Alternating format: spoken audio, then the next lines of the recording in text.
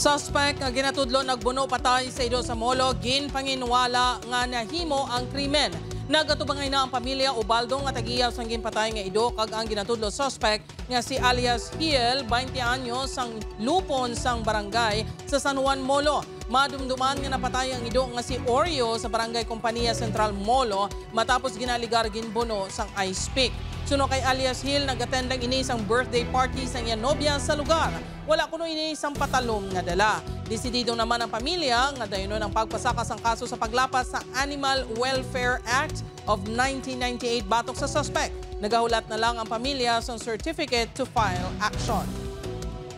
Kay Sulusoon, kasang ido nila mo nga kanton, balati, ginunahan ko sa hampa. Kay siyempre nakulbaan mo kami truma, makumamo sa ido, ngaging kay kanton ko, bala.